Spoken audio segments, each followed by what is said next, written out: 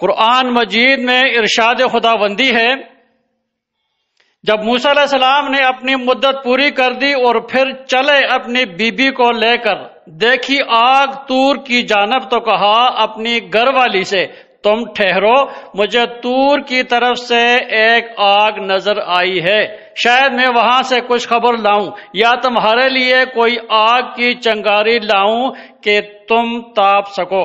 پھر جب آگ کے پاس پہنچے تو ندا آئی میدان کے دائیں کنارے سے، برکت والے مقام میں درخت سے، کہ اے موسیٰ، بے شک میں ہی ہوں رب العالمین، اور ڈال دے اپنا عصا۔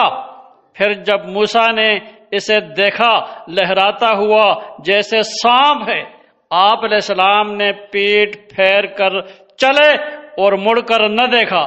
ندا آئی، اے موسیٰ، سامنے آؤ اور ڈرو نہیں، بے شک تجھے پناہ حاصل ہے، اپنا ہاتھ گریبان میں ڈالو، پھر نکلے گا سفید چمکتا بے عیب، اور اپنا ہاتھ اپنے سینے پر رکھ لو خوف دور کرنے کو۔ تو یہ دو دلیلیں ہیں تیرے رب کی فرعون اور اس کے درباریوں کی جانب، بے شک وہ فاسق ہیں۔ حضرت موسیٰ علیہ السلام کو اپنے گھر والوں سے ملنے کا شوق ہوا اور آپ علیہ السلام پوشیدہ رہ کر مصر میں داخل ہونا چاہتے تھے۔ جب آپ علیہ السلام اپنی بیوی کو لے کر مدین سے چلے تو آپ علیہ السلام کے ہمراہ بچے اور بکریاں بھی تھی۔ جس رات حضرت موسیٰ علیہ السلام نے سفر شروع کیا، اس رات شدید سردی پڑ رہی تھی۔ آپ علیہ السلام راستہ بھول گئے اور باوجود کوشش کے راستہ تلاش نہ کر سکے۔ جب سردی کی شدت مزید بڑھ گئی تو آپ علیہ السلام نے طور پہاڑ پر آگ کا شعلہ دیکھا۔ کوہ طور آپ علیہ السلام کی مغرب سمت میں تھا۔ آپ علیہ السلام نے اپنے اہل خانہ سے کہا کہ تم کچھ دیر یہاں رکو، میں دیکھ کر آتا ہوں کہ یہ آگ کیسی ہے۔ یہ آگ حقیقت میں نور تھا اور آپ علیہ السلام کے اہل خانہ سے پوشیدہ تھا۔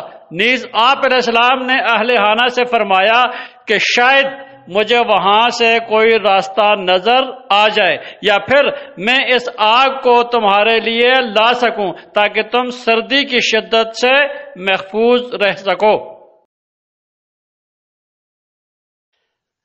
اہل کتاب کا قول ہے کہ حضرت موسیٰ علیہ السلام نے نور کی شدت کی وجہ سے اپنے ہاتھوں سے چہرے کو ڈھانپ لیا۔ نور اس قدر شدید تھا کہ آپ علیہ السلام کو اپنی آنکھوں کی بینائی جانے کا خطرہ لاحق ہوا۔ اللہ تعالیٰ نے حضرت موسیٰ علیہ السلام کو مخاطب کرتے ہوئے اپنی وحدانیت کا درس دیا اور فرمایا کہ میں ہی تمام جہانوں کا پالنے والا ہوں، میرے سوا کوئی عبادت کے لائق نہیں، اور تم مجھے یاد کرنے کے لیے نماز پڑھا کرو۔ پھر اللہ تعالیٰ نے فرمایا کہ یہ دنیا مستقل رہنے کا ٹھکانہ نہیں، بلکہ مستقل ٹھکانہ تو قیامت کے بعد ہوگا، اور قیامت آ کر رہے گی، اور اس دن ہر شخص کو اس کے اعمال کا بدلہ دیا جائے گا۔ نیز اللہ تعالیٰ نے آپ علیہ السلام کو ترغیب دی کہ نیک اعمال کریں اور ان لوگوں سے علیحدہ ہو جائیں جو اپنی خواہشات کی پیروی کرتے ہیں۔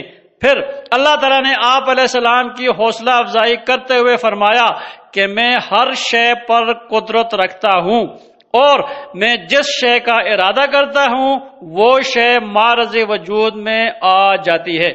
اللہ تعالیٰ نے حضرت موسیٰ علیہ السلام سے فرمایا کہ تمہارے ہاتھ میں کیا ہے، یعنی تو اپنے ہاتھ میں موجود عصا کی حقیقت سے واقف نہیں۔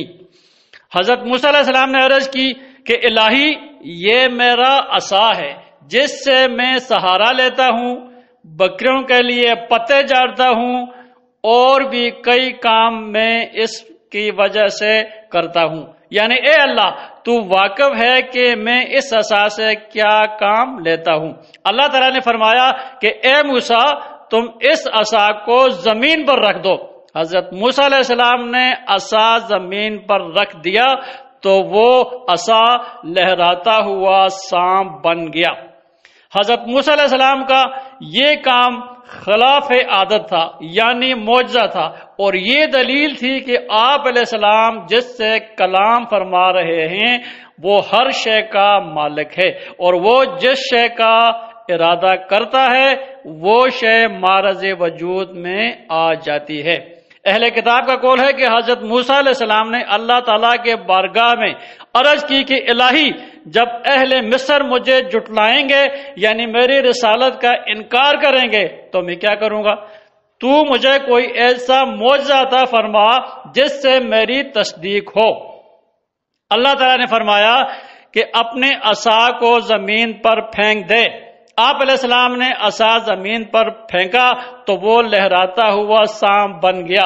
حضرت موسیٰ علیہ السلام ڈر کی وجہ سے بھاگے تو اللہ تعالیٰ نے فرمایا کہ تم اس کی دم کو پکڑ لو۔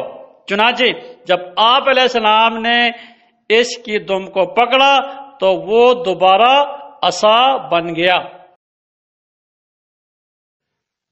پھر اللہ تعالیٰ نے حضرت موسیٰ علیہ السلام کو حکم دیا کہ وہ اپنا ہاتھ گریبان میں ڈالیں۔ جب حضرت موسیٰ علیہ السلام نے اپنا ہاتھ گریبان میں ڈالا اور باہر نکالا تو وہ چاند کی مانند روشن تھا، اور ایسا کسی بیماری یا برس کے داغ کی وجہ سے نہ تھا۔ اللہ تعالیٰ کے اس فرمان کا مطلب یہ ہے کہ جب تمہیں کبھی خوف کی کیفیت محسوس ہو تو اپنے ہاتھ کو سینے پر رکھ لینا، تمہارا خوف دور ہو جائے گا۔ اگرچہ یہ بات حضرت موسیٰ علیہ السلام کے لیے خاص تھی، لیکن اہل ایمان کو ان کے ایمان کی بدولت اور انبیاء کرام کی پیروی کرنے کی وجہ سے بھی فائدہ مند ہے۔ اللہ تعالیٰ حضرت موسیٰ علیہ السلام کو فرعون کے دربار میں جانے کا حکم دے رہا ہے۔ حضرت موسیٰ علیہ السلام ایک کپتی کو قتل کرنے کی وجہ سے مصر چھوڑ گئے تھے۔ آپ علیہ السلام نے اللہ تعالیٰ کے حکم کے جواب میں کہا کہ میں نے چونکہ ایک شخص کو قتل کیا ہے اس لیے ڈر ہے کہ وہ کہیں اس کے بدلے مجھے قتل نہ کر دیں۔ میرا بھائی ہارون علیہ السلام فصیح اللسان ہے، اسے میرا مددگار بنا دے تاکہ وہ میری تصدیق کر سکے، کیونکہ مجھے ڈر ہے کہ اہل مصر مجھے جھٹلائیں گے۔ وہ میرا ساتھی ہوگا اور تیرا پیغام لوگوں تک پہنچانے میں میرا معاون ہوگا۔ اللہ تعالیٰ نے حضرت موسیٰ علیہ السلام کی درخواست کو قبول کیا اور کہا کہ ہم تجھے تیرے بھائی کے ذریعے ہی قوت دیں گے اور تم دونوں کو منصب رسالت پر فائز کریں گے۔ تمہیں معجزات کے ذریعے ان پر غلبہ عطا کیا جائے گا اور وہ تمہیں کچھ نقصان نہ پہنچا سکیں گے۔